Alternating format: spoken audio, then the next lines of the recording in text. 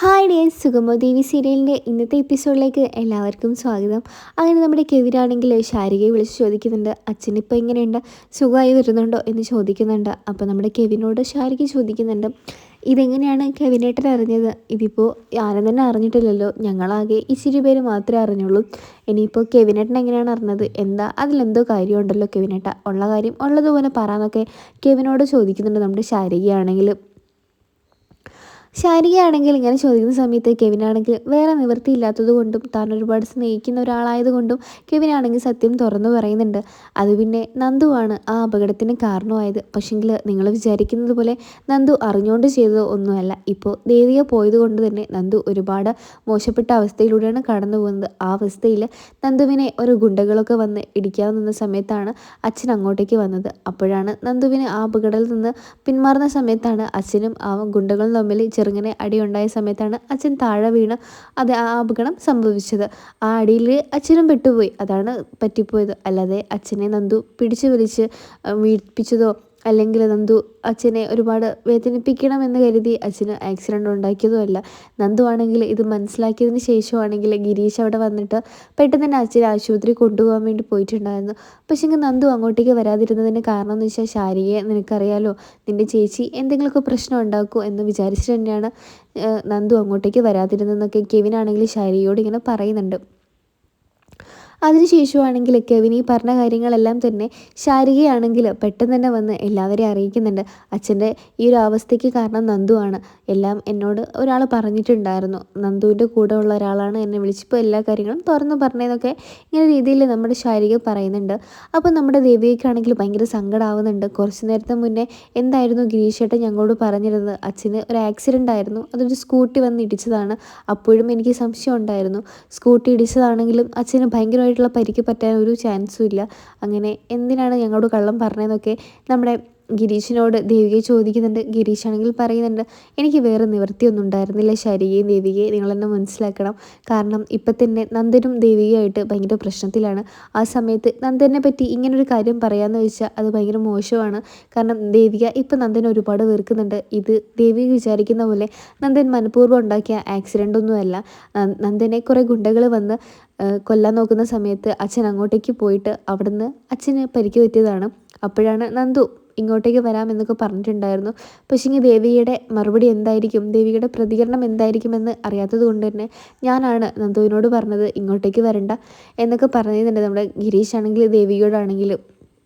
അപ്പം ദേവിക പറയുന്നുണ്ട്, എനിക്ക് ഗിരീഷേട്ടൻ ഈ പറയുന്നത് പോലും ഇപ്പോൾ വിശ്വസിക്കാൻ പേടിയാണ്. കാരണം എന്നോട് കള്ളം പറയുന്ന ഗിരീഷേട്ടനെ എനിക്കിപ്പോൾ എങ്ങനെയാണ് വിശ്വസിക്കാൻ സാധിക്കുന്നതെന്നൊക്കെ പറഞ്ഞ് ദേവികയാണെങ്കിൽ അവിടെ നിന്ന് പോവാണ് ചെയ്യുന്നത് തന്നെ. അപ്പോൾ ശാരികയോട് ദേവിക പറയുന്നുണ്ട്, കുറച്ച് നേരത്തെ മുന്നേ നന്ദുവിൻ്റെ അമ്മ എന്നെ വിളിച്ചിരുന്നു. എന്നിട്ടും എന്നോട് അച്ഛൻ എങ്ങനെയുണ്ട് എന്നൊക്കെ ചോദിച്ചിരുന്നു. എന്നിട്ടും മോൻ ചെയ്ത ഈ ഒരു തെറ്റ് അയാൾ എന്നോട് പറഞ്ഞതേയില്ല. എന്തൊക്കെയാണെങ്കിലും എത്രയൊക്കെ അവൻ എന്തൊക്കെ ചെയ്താലും അവനെ സപ്പോർട്ട് ചെയ്യുന്ന ഒരാളാണ് അവൻ്റെ അമ്മ. അതൊന്നും ഇങ്ങനെയൊന്നും വിട്ടാൽ പറ്റില്ല. എന്തായാലും ഞാൻ അങ്ങോട്ടേക്ക് പോവുകയാണെന്നൊക്കെ പറയുകയാണ് നമ്മുടെ ദേവികയാണെങ്കിൽ ശാരികയുടെ അടുത്ത്. അതിനുശേഷമാണെങ്കിൽ ഇസബെല്ലയും നന്ദു ആണെങ്കിൽ ഒരുമിച്ച് ഇങ്ങനെ കാറിൽ യാത്രയൊക്കെ ചെയ്യുന്നുണ്ട്. അപ്പോൾ നന്ദു പറയുന്നുണ്ട്, ഞാനെന്തായാലും അങ്ങോട്ടേക്കൊന്ന് പോയാലോ എന്നിങ്ങനെ ആലോചിക്കുകയാണ്, വേറെ വഴിയില്ല.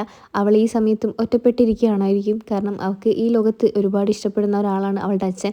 ആ അച്ഛനെ ഞാൻ കൊല്ലാൻ ശ്രമിച്ചു എന്നൊക്കെയായിരിക്കും അവളിപ്പോൾ വിചാരിക്കുന്നുണ്ടാവുക. സത്യങ്ങളെല്ലാം എനിക്ക് തുറന്നു പറഞ്ഞേ മതിയാവും ഇസബെല്ല, അല്ലെങ്കിൽ എനിക്ക് ഭ്രാന്ത് പിടിച്ച പോലെയായിരിക്കും എൻ്റെ ജീവിതം ഉണ്ടാവുക. ഞാനിപ്പോൾ എന്താ ചെയ്യുക? അപ്പോൾ ഇസബെല്ലയ്ക്കാണെങ്കിലും മനസ്സിൽ ഇങ്ങനെ ഇസബെല്ല വിചാരിക്കുന്നുണ്ട്, എത്രയൊക്കെ ആണെങ്കിലും നിന്നെ അവളെ ഞാൻ ഇനി ഒരുമിച്ച് ജീവിക്കാൻ അനുവദിക്കില്ല നന്ദു. അത് നീ എന്തൊക്കെ പറഞ്ഞാലും നീ ഇപ്പോൾ എൻ്റേത് മാത്രമാണ്, എനിക്കുള്ളത് മാത്രം. ദേവിക്ക് ഇനി ഒരിക്കലും ഞാൻ നിന്നെ കൊടുക്കുകയില്ലെന്നൊക്കെ ഇസബെല്ലയുടെ അടുത്ത് ഇസബെല്ല ഇങ്ങനെ മനസ്സിൽ വിചാരിക്കുന്നുണ്ട്. അതിനുശേഷമാണെങ്കിൽ നന്ദുവിൻ്റെ അമ്മേനെയും കാണാൻ വേണ്ടിയിട്ടാണെങ്കിൽ നമ്മുടെ ദേവിക എത്തുന്നുണ്ട്. നന്ദുവിൻ്റെ വീട്ടിലാണെങ്കിൽ അങ്ങനെ നന്ദുവിൻ്റെ വീട്ടിലെത്തിയ ദേവികയാണെങ്കിൽ പറയുന്നുണ്ട്, നിനക്ക് നാണമുണ്ടോ? എൻ്റെ അച്ഛനെ കൊല്ലാൻ ശ്രമിച്ചിട്ടും ഇവിടെ വന്ന് ഇങ്ങനെ ആളാകാൻ വേണ്ടിയിട്ട് നിന്നെ ഞാൻ വെറുതെ വിടില്ല എന്നൊക്കെ പറയുന്നുണ്ട്. അപ്പോൾ നന്ദുവിൻ്റെ അമ്മ അങ്ങോട്ടേക്ക് വരുന്നുണ്ട്, പ്രഭാവതി അങ്ങോട്ടേക്ക് വന്നതിന് ശേഷമാണെങ്കിൽ ദേവികയാണെങ്കിൽ നമ്മുടെ പ്രഭാവതിയോടും ചോദിക്കുന്നുണ്ട്, എന്ത് മകൻ ചെയ്താലും അതിനെ സപ്പോർട്ട് നിൽക്കുന്ന ഒരമ്മ അത് നിങ്ങൾ മാത്രമായിരിക്കും. നിങ്ങൾ ചെയ്യുന്നത് വളരെയധികം മോശപ്പെട്ടൊരു കാര്യമാണ്. അവൻ തെറ്റിലേക്ക് പോകുമ്പോൾ തെറ്റ് തിരുത്തി അവനെ തിരുത്തി കൊണ്ടുവരേണ്ട ഉത്തരവാദിത്തം ഒരമ്മ എന്ന നിലയിൽ നിങ്ങൾക്കുണ്ട്. അല്ലാതെ അവൻ എന്ത് തെറ്റ് ചെയ്താലും അത് സപ്പോർട്ട് ചെയ്ത് നിൽക്കുകയല്ല നിങ്ങൾ വേണ്ടതെന്നുള്ള രീതിയിലൊക്കെ നമ്മുടെ ദേവികയാണെങ്കിൽ പ്രഭാവതി എടുത്ത് പൊട്ടിത്തെറിച്ച് പറയുന്നുണ്ട്. എനിക്ക് നിങ്ങളിപ്പോൾ കാണുന്നത് പോലും ഇഷ്ടമല്ല. അച്ഛൻ എന്നോട് എന്തായാലും ക്ഷമിക്കണം. എനിക്ക് ഇങ്ങനെയൊക്കെ ചെയ്യേണ്ടി വന്നു. എൻ്റെ അവസ്ഥ നിങ്ങൾക്കാർക്കും പറഞ്ഞാൽ മനസ്സിലാവില്ല. മനസ്സിലാവണമെങ്കിൽ ഇവൻ ചെയ്ത കാര്യങ്ങളും തെറ്റുകളും നിങ്ങൾ അറിഞ്ഞേ മതിയാവുള്ളൂ. എന്തായാലും അത് ഇവൻ തന്നെ നിങ്ങളോട് പറയും.